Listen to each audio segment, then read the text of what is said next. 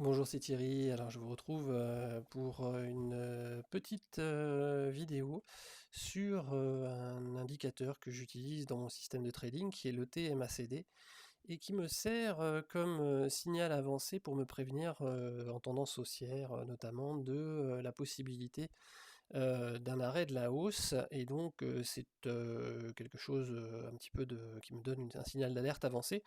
Donc j'avais envie de vous le présenter parce qu'on dit souvent que l'analyse technique, la plupart des indicateurs, justement, le problème c'est qu'ils sont a posteriori. En gros, voilà quoi, ils sonnent l'alarme quand la guerre est finie. Et donc voilà, bah, je suis pas tout à fait d'accord avec ça sur beaucoup d'indicateurs. Encore faut-il les paramétrer pour avoir un bon compromis entre, je dirais, le pourcentage de validation du signal et puis le fait d'être avancé. Par exemple, sur la MACD, moi je vais réduire un petit peu les paramètres. Je vais pas prendre un paramétrage classique, je vais l'avancer un petit peu, ça me donne d'assez bons résultats. Et sur le TMACD, pareil, en termes de probabilité.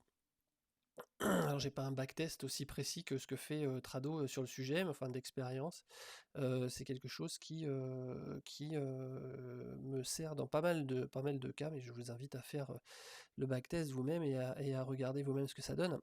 Donc avant de commencer, même s'il ne s'agit pas d'une analyse technique, je vous rappelle quand même hein, que je ne suis pas bien entendu un responsable financier, un expert bancaire, et que donc il ne s'agit pas du tout d'un conseil parce que je vais parler d'une valeur là pour illustrer le cas, mais donc il ne s'agit pas d'un conseil d'achat sur la valeur ou de sortie, ou etc. Vous êtes entièrement responsable bien entendu de vos entrées et de vos sorties sur le marché. Alors, on va aller voir cette valeur qui est donc Eramet. Et donc, alors je vais mettre en plein écran pour ceux qui ont des téléphones mobiles, et vous savez que j'aime partir des unités les plus longues. Donc voilà, Eramet, on voit en unité mensuelle qu'on a cassé le mois dernier une belle oblique baissière, et que depuis, eh bien, le début du mois de décembre maintenant, nous nous attaquons à la mèche haute qui était ici, vous voyez, qui correspondait à une mèche basse ici, à deux mèches basses ici, donc, et à des mèches hautes là. Donc nous avions une superbe zone de polarité horizontale dans la zone des 36,50, qui était soit résistance, soit support, selon l'endroit où les prix se trouvaient, hein, les très nets. Et donc depuis début décembre, on a dépassé cette zone, donc on a un support majeur à 36,50, bien évidemment. On va descendre rapidement sur l'unité semaine, parce que là le but c'est pas de faire une analyse très détaillée, c'est surtout de retourner voir le TMACD et la façon dont je m'en sers. Donc voilà, on retrouve un canal baissier ici en unité hebdomadaire, et puis la résistance devenue support dont je parlais tout à l'heure. Et vous voyez que la première semaine de décembre, comme par hasard, après avoir dépassé ce support, on est une nouvelle fois venu s'appuyer et tester précisément cette zone des 36,50. Encore une fois, l'analyse technique au niveau graphique aussi donne vraiment des résultats très probants la plupart des cas. En tout cas, beaucoup plus que quand il y a une exception où ça ne fonctionne pas aussi bien qu'on le voudrait. Donc là, nous avons une puissance cycle qui arrive en zone comment dirais-je, de surachat. Mais vous voyez que le sommet des prix est plus haut que le sommet de la puissance cycle précédente. Donc on n'est plus dans une tendance baissière. On va guetter lors du retournement de la puissance cycle vers le bas, eh bien un nouveau plus bas des prix. Enfin, où sera le plus bas des prix par rapport au précédent plus bas, par rapport à la puissance cycle.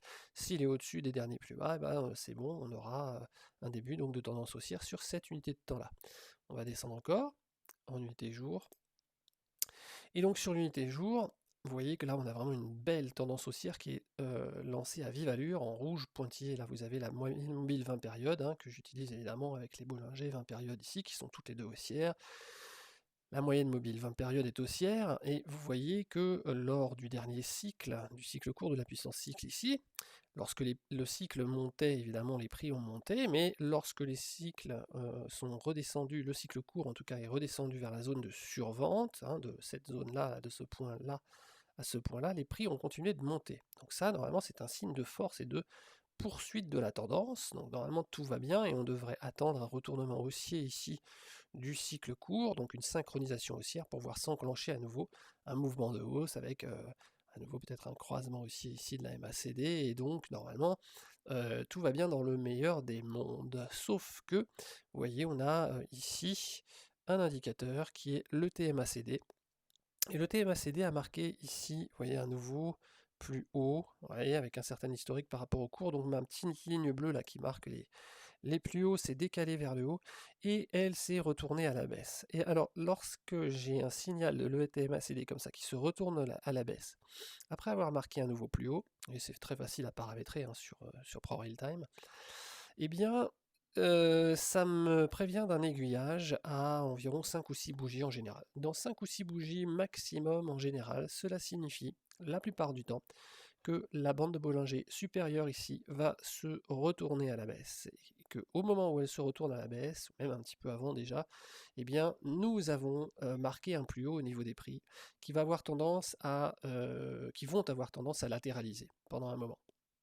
Et donc, ça c'est le premier cas possible. Si le deuxième cas possible, c'est si la Bollinger supérieure ne se retourne pas à la baisse au bout de 5 ou 6 bougies, mais continue son mouvement haussier, alors là nous avons un signal en général assez fort de confirmation de la force de la tendance, et donc en l'occurrence la tendance haussière, et auquel cas, le TMACD continue de descendre, elle va remonter un jour et les prix continuent de monter et ça confirme la tendance.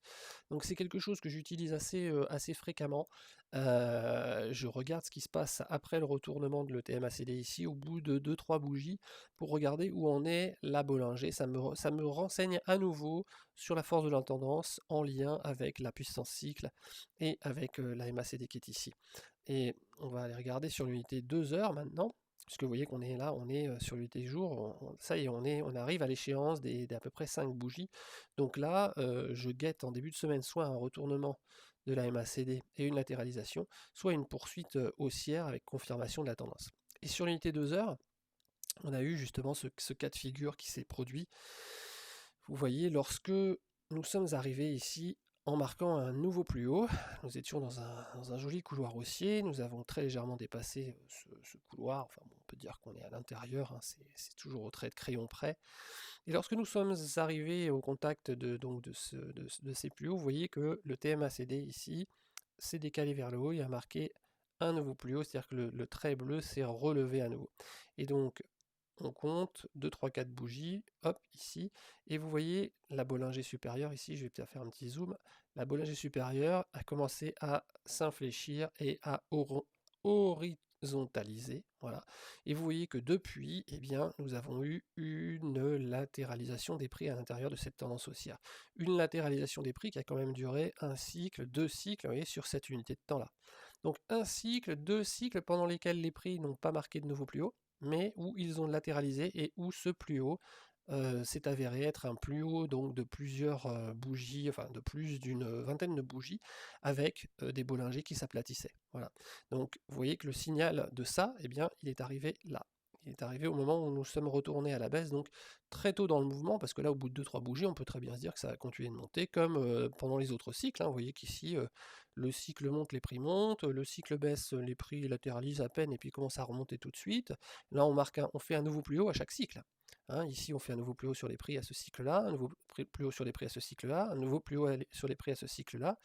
Là, on a un nouveau cycle qui se retourne à la baisse, on n'a pas de plus haut sur les prix.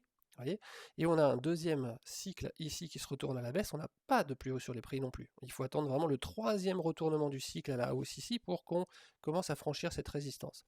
Donc voilà comment j'utilise le TMACD, moi, pour me prévenir que, attention, dans une tendance haussière, on risque d'avoir temporairement un plus haut et qu'il ne faut peut-être pas appuyer sur l'accélérateur, faire passer des ordres à seuil de déclenchement haussier par exemple, ou en tout cas renforcer la position très tôt sur un tout petit repli sur les unités plus courtes, mais au contraire où c'est peut-être le bon moment pour prendre une petite partie de ses bénéfices ou une plus grosse partie, ça dépend de vous, et d'attendre d'avoir un retour sur support. Donc là, dans ce cas-là, évidemment, le support sur l'unité 2 heures, vous le voyez, c'est l'oblique haussière ici, et donc d'attendre calmement que voilà, la MACD ici redescende, que on ait les indicateurs qui se calment, que comment dirais-je, les Bollinger latéralisent et que les prix aient le temps de réemmagasiner de l'énergie pour partir en impulsion et ensuite surveiller évidemment le mouvement de l'impulsion. Je reviens sur l'unité jour. Voilà pour vous montrer ce petit mouvement de latéralisation, vous voyez ici, qui est quand même assez marqué, où on a vraiment eu une sorte de flag. Voilà, ici on est redescendu, on remonte, on redescend, etc. On pourrait mettre un petit flag ici, vous voyez, avec résistance et support avant la nouvelle échappée haussière. Donc vous voyez, sur l'unité 2 heures, eh bien, ça m'a prévenu assez tôt de la latéralisation. Et ici, donc, comme je le disais, maintenant, c'est en train de se passer sur l'UT jour, et je vais surveiller. Si jamais la Bollinger supérieure continue de monter, eh bien, ça sera un signe, au contraire, de vigueur de la tendance haussière, et ça me confortera dans le fait que je conserve mes positions haussières sur ce titre. Si jamais la Bollinger commence à se retourner à la baisse, là, j'aurai un signal d'alarme en me disant que, attention, là, les plus hauts qu'on a fait sur vendredi sont peut-être là pour un moment, en tout cas pour peut-être 2 ou 3 cycles des unités du cycle court ici, et donc je vais faire attention, je vais être plus vigilant. Voilà, j'espère que cette petite vidéo vous aura appris quelque chose. En tout cas, je le partage et je vous invite bien entendu à le tester vous-même de nombreuses fois pour voir si ça vous sert à vous. Je vous souhaite un bon week-end.